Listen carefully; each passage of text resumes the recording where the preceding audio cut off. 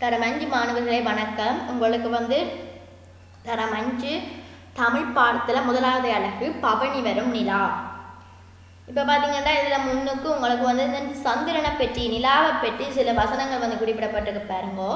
நான் இந்த பாடத்தில் உங்களுக்கு குறித்து விடுறதுகளை நீங்கள் ஒரு பொயின்ஸாக ஒரு கொப்பியில் ஒரு ஒற்றையில் எடுத்து வச்சு அதை சேமித்து வச்சுக்கொள்ளலாம். ஏனென்றால் உங்களோட புலமை பரிசில் பரீட்சைக்கு கட்டாயம் வரக்கூடிய வினாக்களை நான் உங்களுக்கு குறித்து விடுவேன். இதில் பார்த்தீங்கன்னா சந்திரன் அழகானது. சந்திரனை நிலா, அம்புலி, நிலவு, மதி எனவும் அழைப்பதுண்டு.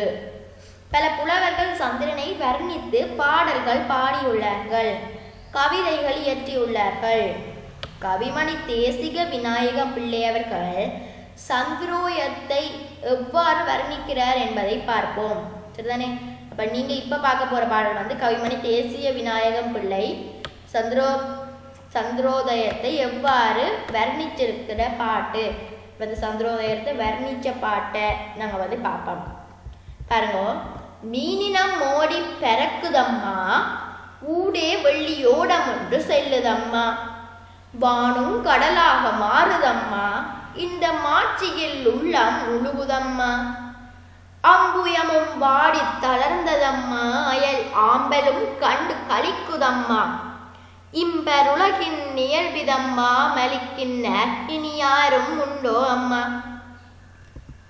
சின்னன் சிறுவில்லாய் கண்டதம்மா, பின்னர் செம்பொற்குடம் போல் தோன்றுதம்மா, இன்னும் அதிசயம் பாராயம்மா, இதோ இந்திரசாலமோ கூறாயம்மா, வளர்ந்து வளர்ந்து பெருகுதம்மா, உடல் வட்டம் திருந்தி வருகுதம்மா, தளர்ந்து தளர்ந்து பின் போகுதம்மா, கண்ணில் சற்றும் தெரியாமல் ஆகுதம்மா.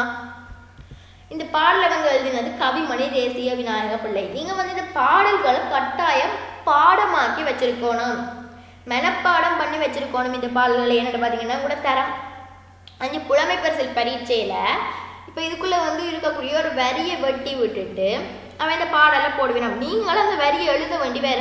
இப்போ மீனினம் மோடி பறக்குதம்மா, ஊடே வெள்ளியோடம் ஒன்று செல்லுதம்மா என்ற வாக்கியத்தை வெட்டி விட்டுட்டு அங்கால போட்டா நீங்க என்ன செய்யணும்? வெள்ளியோடம் ஒன்று செல்லுதம்மா என்ற வாக்கியத்தை எழுதணும். அதனால நீங்க இந்த பாடல்களை திருப்பி திருப்பி படிச்சு இதை மனப்பாடம் பண்ணி வச்சுக்கணுங்க. நான் இப்ப திருப்பி ஒருக்கா வாசிக்கணும் பாருங்க.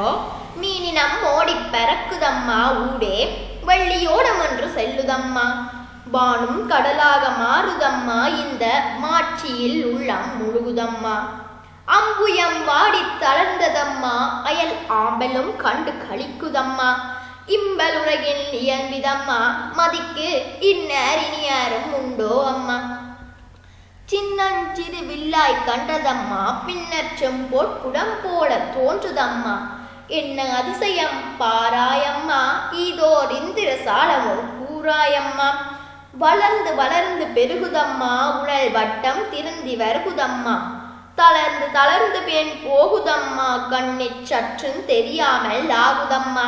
இந்த பாடல் எழுதினத கவிமணி தேசிக விநாயக பிள்ளை. இந்த பாடல பொழிப்பு பாத்தீங்கன்னா பொழிப்புன்னா என்னண்டா இந்த பாடலுக்குரிய அர்த்தம் கருத்து. இப்ப முதலாவது பந்திக்குரிய கருத்தை பாருங்கோ. அம்மா, இந்த ஆகாயம் கடலை போல தோன்றுகிறது, அந்த கடலிலே வெள்ளியாட் செய்த தோணி ஒன்று மிதந்து செல்வது போல சந்திரன் காணப்படுகின்றது, வானத்தில் உள்ள நட்சத்திரங்கள் கடலில் உள்ள மீன்களை போல பரவுகின்றன, இந்த அழகிலே என் மகம் மிகவும் மகிழ்கிறது. அம்மா, சந்திரன் உதயமாகும் போது தாமரை மலர்கள் துன்பமடைகின்றன, ஆம்பல் மலர்கள் மலர்ந்து மகிழ்ச்சி அடைகின்றன, ஒருவர் துன்பமுடைய மற்றொருவர் மகிழ்ச்சி அடைவதுதான் இந்த உலகின் இயல்பு.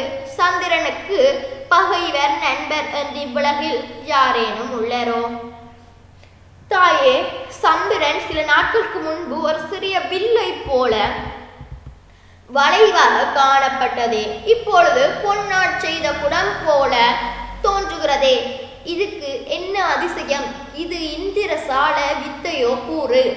அம்மா, சந்திரன் வளர்ந்து பெருகி பூரணமான வட்ட வடிவமாகிவிட்டது, பின்னர் மறுபடியும் தேய்ந்து தேய்ந்து போகிறது. அது கண்ணுக்கே சற்றும் தெரியாமல் போய்விடுகிறது.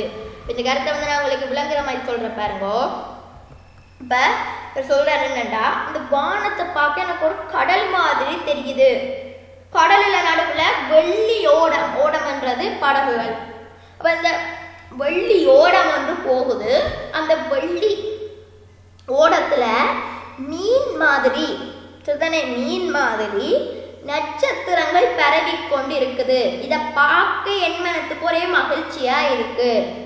சில நேரம் வானத்தை கடல் என்றும், கடலிடம் மிதக்கிற வெள்ளியோடம் போல சந்திரன் என்றும், மீனினம் மோடி பரவற மாதிரி நட்சத்திரங்கள் பரவுதென்றும், வான பார்த்து தான் மகிழ்ச்சி உருகுனன் என்றும் கவிமணி தேசிய விநாயகம் பிள்ளை வந்து சொல்லியிருக்கார். இது வந்து எப்படிப்பட்ட பாடல்னு பார்த்தீங்கன்னா, ஒரு பிள்ளை அவற்ற அம்மாவை பார்த்து சந்திரனை பற்றி பாடுற ஒரு பாடல்.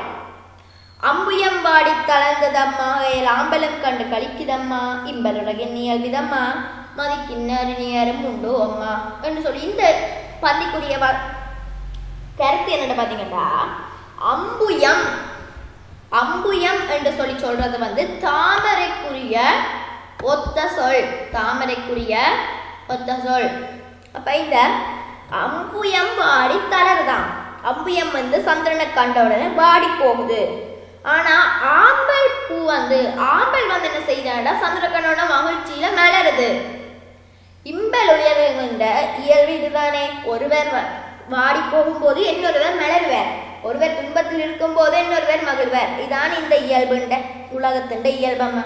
அதே மாதிரி இந்த மதிக்கு பகைவர் நண்பர் யாராவது இருக்கா? மதிக்கு இவர் ஒரு பகைவர், இவருக்கு மதி கண்டா மதிக்கு பிடிக்காது, இவருக்கு பிடிக்காது. அதே மாதிரி மதிய கண்டா இவர் ரெண்டு பேரும் நண்பர் என்று சொல்லி மதிக்கு யாராவது இருக்கணுமோ என்று சொல்லி அந்த பிள்ளை வந்து அம்மாட்ட கேட்குது. அடுத்தது சின்னஞ்சிறிய வில்லாய் கண்டதம்மா. வில் என்னன்னா வளைஞ்சு போய் இருக்கும். அப்ப இந்த புறச்சந்திரன் என்ன செஞ்சா வளைஞ்சிருக்கும். அப்ப இந்த சின்னஞ்சிறிய புரைச்சந்திரனை தான் பார்த்து வராம், வில்லா பார்த்ததாம். இப்ப என்னண்டா, பின்னர் செம்பொட்குடன் போல ஒரு பொன் குடம் போல வட்டமா வந்திருக்குது. என்ன அதிசயம் இது! என்ன வில்லா கண்டது இப்போ ஒரு பெரிய பொன் பாத்திரம் குடம் போல வந்திருக்கு.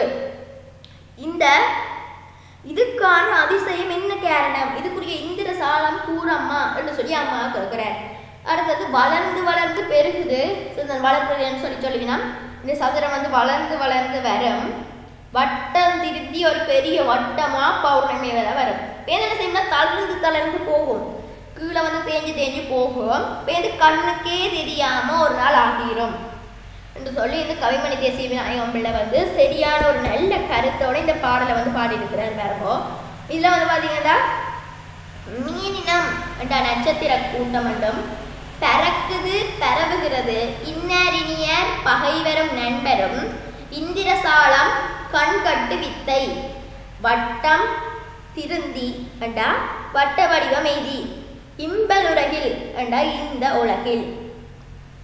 பாத்தீங்கன்னா ஓடம் ஆட்சி அம்புயம் வான் உள்ளம் என்பவற்றுக்கான அரும்பத பயன்பாடு உங்களை வந்து கேட்டிருக்கணும். இந்த அரும்பத பயன்பாடுல ஓடம் அம்புயம் வான் என்கிற இந்த மூன்றுக்கும் இதுல வந்து குடிச்சு விடுற இந்த மூன்றுக்குமான விடையை நீங்க வந்து கமெண்ட் பாக்ஸ்ல போடணும். ஓடம் அம்புயம் வான். நீங்க வந்து இதுக்கான ஒத்த கருத்து சொல்ல போட்டாலே சரி. சரிதானே? உங்களோட பேர் வந்து நான் தனி ஒரு வீடியோல சொல்லுவேன். நீங்க சின்ன பிள்ளைங்க விடையில போட்டீங்களா உங்களோட பேரை நான் ஒரு வீடியோல சொல்லுவேன். அப்படின்னா உங்களோட பேரை எல்லாருமே பார்ப்பினோம், எல்லாருமே உங்களை பாராட்டுவினோம். அதனால இந்த மூன்றுக்கும் சரியானபடியா நீங்க வந்து வேலைக்கு போடுங்க.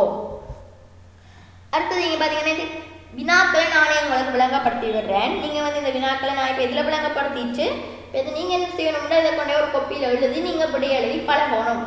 தாமரை எப்போது வாட்டமடையும்? சந்திரன் வந்தவுடன். அப்போது மலரும் பூவது ஆம்பல். பாடலின் மீனிடம் என குறிப்பிடப்படுவது நட்சத்திரம். மீனிடம் ஓடி பறக்குதம்மா என்று சொல்லி நட்சத்திரங்களை சொல்லினோம். அடுத்த பார்த்தீங்கன்னா இந்த தாமரை எப்போது வாட்டமடையும், எந்த பூ பூக்கும்ன்றது ஒரு வசனம் இருக்க பாருங்கோ. அயல் அம்பலும் கண்டு வாடுதம்மா. சரி, அம்பியம் கண்டு வாடுதம்மா ஏர் அம்பலும் கண்டு மலருதம்மா என்று சொல்லி இந்த ஆம்பல் பூ மலர்ந்ததாகவும் தாமரை பூ சந்திரனை கண்ட வாட்டம் அடைகிறதாகவும் குறிப்பிடப்பட்டிருக்கு.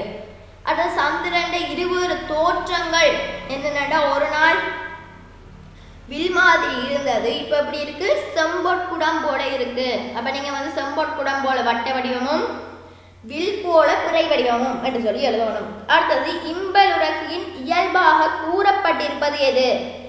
ஒருவர் துன்பத்தில் இருக்கும் போது இன்னொருவர் மகிழ்வது. அடுத்தது ஆகாயத்தை கடலாக கூறி சந்திரனை எதுவாக கூறுறார்? வெள்ளியோடம். ஆகாயத்தை கடலாகவும் சந்திரனை வெள்ளியோடமாகவும் நட்சத்திரங்களை அதுக்குள்ள பரவித்திரிகிற மீனாகவும் இந்த பாடல்ல குறிப்பிடப்பட்டிருக்கு. இதுதானே பிள்ளைகள், நீங்க மறக்காம இந்த வீடியோக்கு கீழே இருக்கிற, நான் படிப்பிச்சது உங்களுக்கு விளங்கி இருந்தா இந்த வீடியோக்கு கீழே இருக்கிற பெருவிரலை நிமித்தினபடி உள்ள ஒரு படம் இருக்கும், அந்த படத்தை கிளிக் பண்ணுங்க. அடுத்தது பாத்தீங்கன்னா இந்த வீடியோஸுக்கு கீழே சிவப்பு கலர் பெட்டியில சப்ஸ்கிரைப் என்று சொல்லி எழுதியிருக்கும். சிவப்பு கலர் பெட்டிக்குள்ள சப்ஸ்கிரைப் சொல்லி எழுதியிருக்கும், அதையும் நீங்க தட்டி விடுங்க. சரிதானே? நான் உங்களை அடுத்த தமிழ் அழகோட சந்திக்கிறேன். பாய்.